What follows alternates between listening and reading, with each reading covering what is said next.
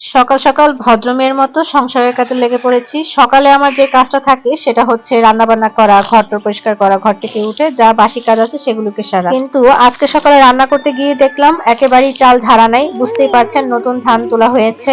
এই ক্ষেতের ধান তোলার পরপরই আর ঝাড়া টারা হয় নাই। এত চাল ঝাড়া আবার আমার একার দ্বারা সম্ভব না। তো লোক ঠিক করেছিলাম, সে কবে আসবে সে অপেক্ষায় তো আর বসে থাকলে হবে না। এখন তো আমাকে বেলা পার করতে হবে। তাই আর আজকে কারোর জন্য অপেক্ষা না করে নিজে যা পারি ভাবলাম যে যতটুকু পারি নিজে নিজে করে দেখি। অন্তত নিজের তো কয়েকটা দিন পার করা লাগবে। মানুষ আসতে এখনো দেরি আছে, কারণ একটা ক্ষেতের ধান চলে আসছে, আরেকটা ক্ষেতের ধান এখনো আসে নাই। সেটার জন্য অপেক্ষা করতেছি। তো সবগুলা ধান চাল একেবারে ভাঙায় নিয়ে আসার পরে মানুষ নিয়ে এসে ঝাড়াঝাড়ি করা হবে। ততদিন পর্যন্ত আর অপেক্ষা করলে চলবে? তাই আজকে নিজের মতো করে যতটুকু পারি চেষ্টা করব যে নিজে অল্প করে হলেও ঝেড়ে ঝেড়ে রাখবো। তো এই কারণে আমি একদম চাল টাল নিয়ে চলে যাচ্ছি উঠানে। উঠানে বসে রোদ্রে বসে বসে চালটাকে ঝেড়ে নিব। মনে মনে একটা কথাই ভাবছি, কতক্ষণ চাল ঝাড়তে পারবো জানি না। কারণ চাল ঝাড়ার ব্যাপারে আমার কোনো অভিজ্ঞতা নাই, কিন্তু অভিজ্ঞতা না থাকলেও দেখা যায় মাঝে মাঝে আপনার বিপদে পড়ে হলেও কিন্তু অনেক কাজ করতে হয়। সেই কাজের ব্যাপারে অভিজ্ঞতা থাকুক বা না থাকুক। তো এইদিকে রোদে যেহেতু উঠানে বসে কাজ করছে, আমার তিনজন এসে আমাকে বিরক্ত করবে না তা কি করে হয়? আসলে বিরক্ত না, ওদের মা যেখানে আছে ওরাও সেখানেই আছে। তো ওরাও ওদের একটা আগ্রহ থেকেই কিন্তু আমার সাথে কাজে বসে পড়লো। তো চলেন আপনাদের সাথে অল্প স্বল্প পরিসরে শেয়ার করি। আমি একদমই চাল ঝাড়তে পারি না, তবে ওই যে বললাম এখন নিজের প্রয়োজনের তাগিদেই কিন্তু কাজটা করতে হচ্ছে। যতটুকুই পারি টোকায় মোকায় হলেও তো একটা টোকা দিলেও তো আমার চালটা ঝাড়া হবে, তাই না?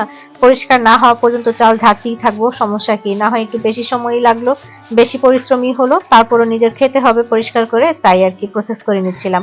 চাল ঝাড়তে বসে সবার সাথে এই যে গল্প হচ্ছে, আড্ডা হচ্ছে। বড় ছেলেকে দিয়েছিলাম, আচ্ছা ঠিক আছে তুমি একটা কাজ করো, তুমি এটাতে একটু ছেঁকে ছেঁকে পরিষ্কার করো। দেখলাম যে ভালোই পরিষ্কার হচ্ছে ওইটাতে। তো ও যদি আমাকে এক বাটি করে চাল ওইভাবে পরিষ্কার করে দেয় তাও তো আমার এগিয়ে যাবে, তাই না? তাই ও ওইদিকে করতেছে, তারপর আমি এইদিকে বসে কুলাতে চাল ঝেড়ে নিচ্ছিলাম। আর আমার ছোটটারে দেখছেন মাটিতে লেটায় পেটায় বসে কি যে করতেছে না।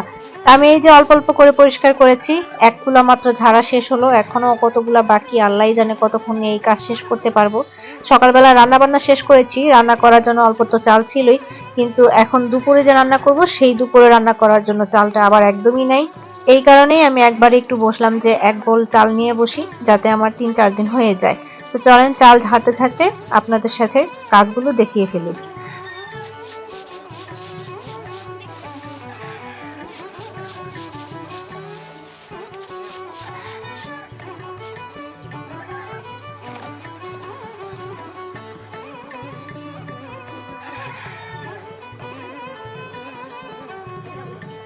অনেকটা বেলা তো পার হয়ে গেল, কতক্ষণে রান্না করব এই কথা চিন্তা করতে করতে।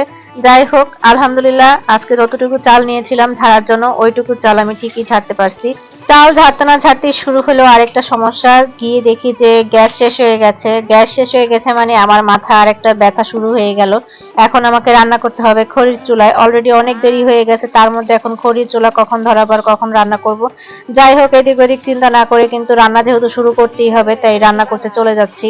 চালটাকে ভালো মতো ধুয়ে নিলাম, আর এখানে বৈঠা ভাত বসাই দিব। বৈঠা ভাত মানে অনেকেই জানেন আবার নাও জানতে পারেন, সেটা হচ্ছে যে একেবারে পানি মেপে বসাই দেওয়া। ভাতের মারটাকে আর গালাবো না, সুন্দর মতো ভাতের মারও শুকায় যাবে আর ভাতও হয়ে যাবে।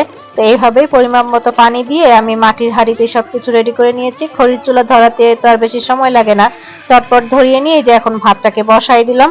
এখন শুধু হওয়ার পালা। তো ভাত তো শুধু রান্না করলে আর হবে না, ভাতের সাথে তো কিছু না কিছু খেতেই হবে। কি খাবো কি রান্না করবো ভাবছিলাম। যাই হোক, যেটাই হোক একটা না একটা কিছু তো করতেই হবে, সেটাও রান্না করে ফেলবো। তো ভাত বসাই দিয়ে দেখেন বাহিরে কিন্তু মাশাআল্লাহ অনেক সুন্দর রোদ উঠেছে। শীতকাল হলে কিন্তু কোনো কথা নাই যদি এরকম রোদ থাকে আর কি। তো এই যে দেখেন আমি এখানে মাংস হাতে একেবারে মাখায় রেডি করে নিছি। এটা কিন্তু আমি রেডি করি না, এটা রেডি করে দিয়েছে আপনাদের ভাইয়া। সে আমাকে যদি এতটুকু হেল্প না করতো তাহলে আজকে খবর ছিল। তো আমি এখানে ভাত চড়াই দিয়ে ঘরের যে টুকটাক কাজগুলো ছিল সেই কাজগুলোকে শেষ করে ফেলছি। আসলে বলি তো টুকটাক, টুকটাক বলতে কি আর টুকটাক হয়, ঘরের সব কাজে তো করা লাগে। ভাতও প্রায় হওয়ার পথেই, বাচ্চাদেরও ক্ষুধা লেগে গেছে, বারবারই বলতেছিল মা তাড়াতাড়ি করো তাড়াতাড়ি করো। ওই যে দেরি হয়ে গেছে চাল ঝাড়তে, তার মধ্যে গ্যাস নাই, সবকিছু রেডি করে আবার খড়ির চুলায় টেনে টেনে নিয়ে আসা লাগতেছে। এখানে বসে রান্না করব তাই। তো এখানে ভাত হইতে আর কতক্ষণ হয়ে যাচ্ছে, বেশিক্ষণ তো আর সময় লাগলো না ভাত হইতে। ভাত হওয়ার পরপরই আমি এখানে মাংসের পাতিল চড়াই দিছি, মাংস হয়ে যাচ্ছে।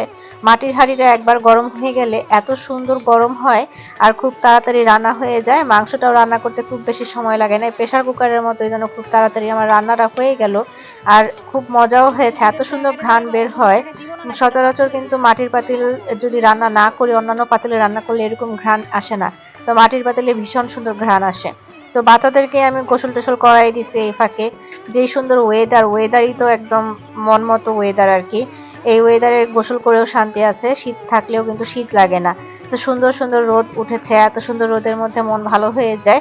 এদিকে আমি রান্নাঘরে বসে বসে ওয়েদারও দেখি, আবার রান্নাও করি। রান্নাও মোটামুটি হওয়ার পথেই। রান্না বান্না শেষ করে এখন তরকারি ঘরে নিয়ে যাওয়ার পালা, সবকিছুই ঘরে নিয়ে যাব। আর এদিকে ভাতটাও গরম গরম আছে। মাটির পাতিলে অনেকক্ষণ খাবার গরম থাকে, এই জিনিসটা আমি লক্ষ্য করলাম। তো এখানে আমি তরকারিটা বেশ সুন্দর করে কষাই নিচ্ছি। সুন্দর মতো কষানোর পরে মাংস থেকে যে পানিটা উঠছে সেই পানিটাও শুকাই নিচ্ছি। তো এখন তো মাংস একটু ঝোল দিব, সামান্য একটু ঝোল দিয়ে রান্না করে নিব। তো সেটার জন্য আমি যে পানি আনতে গেলাম, পানিটাও এখন আমি এখানে দিয়ে দিলাম। পানি দেওয়ার পর বেশিক্ষণ না, মাত্র 10 মিনিট রান্না করেছি, তাতেই আমার মাংসটা বেশ সুন্দর মতো রান্না হয়ে গেছে। ওই যে বললাম প্রেসার কুকারের মতো রান্না হয়, অনেক সুন্দর রান্না হয় মাটির হাঁড়িতে। আর হাঁড়িটাও এত সুন্দর কি বলবো। তো এই হাঁড়িতে রান্না করেও শান্তি পেলাম। অনেকগুলাই মাটির হাঁড়িতে আমি রান্না করছি, তবে এত ভারী মাটির হাঁড়ি আমার প্রথম দেখা। এর আগে যতগুলো মাটির হাঁড়িতে রান্না করছি সব মাটির হাঁড়ি একটু পাতলা টাইপের ছিল, বেশি আগুনের জাল পেলেই না কেমন যেন ভেঙে গেছে। তো ভাত, এই যে গরম গরম ভাত, ভাত বেড়ে নিয়ে যাব, একেবারে বেড়ে টেড়ে বাসায় ঘরের ভিতরে ঢুকে যাব। এই কারণে ভাত বাইরে বাচ্চাকে ডাকছিলাম যে এসব ভাত নিয়ে যাও, মাংস হয়ে গেছে, আমি মাংস নিয়ে আসতেছি আর তুমি ভাতটা নিয়ে যাও। কালির পাতিল আর ঘরের ভিতরে ঢুকাবো না, কারণ হচ্ছে কালির পাতিল ঘরের ভিতরে নিলে এখানে ওখানে কালি ভরে যায়, সেই কালি তুলতেও অনেক কষ্ট হয়। তাই ভাবছিলাম যে এগুলাকে আর ভিতরে নিব না, রান্না বান্না হয়ে গেলে এখান থেকেই সব বেড়ে টেড়ে নিয়ে যাব। আর মাংস আমার হয়ে গেছে, তো মাংসের পাতিলটা নামায় ঘরে নিয়ে গেছি। ঘরে নিয়ে যাওয়ার পর দেখেন, আমি আপনাদেরকে প্রায় 5 মিনিট পরে ভিডিও দেখাচ্ছি। 5 মিনিট পর্যন্ত এইরকমই টকবক টকবক করে বলক আসতেছে, মনে হচ্ছে না চুলায় বসায় রাখছি, এত সুন্দর। দেখেন এখনো বলক আসতেছে, কি পরিমাণ গরম হয় মাটির পাতিলে, চিন্তা করে দেখছেন। আমার কাছে ভীষণ ভালো লাগে। তো এখন সবাই ভাত টাত বেড়ে নিয়ে খেয়ে ফেলবো, তো সবাই ভাত বেড়ে নিচ্ছিলাম। আজকে আমাদের ভাত খেতে খেতে প্রায় 4:30-5টা বেজে গেছে। শীতের 4:30-5টা মানে তো সন্ধ্যায়, তারপরও আলহামদুলিল্লাহ খাইতে যে পারছি এটাই অনেক কিছু। মাঝে মাঝে কিছু কাজের জন্য হেল্পিং হ্যান্ডের দরকার হয়, না থাকলে তো খুবই কষ্ট, থাকলে আলহামদুলিল্লাহ। তারপরে দেখেন দিন দিনের মতো করে চলে যায়। যারা ধৈর্য ধরেছিলেন তাদেরকে অসংখ্য ধন্যবাদ। আজকের ব্লগটি কেমন লাগলো অবশ্যই কমেন্ট করে জানাবেন। সে পর্যন্ত সবাই ভালো থাকেন, সুস্থ থাকেন।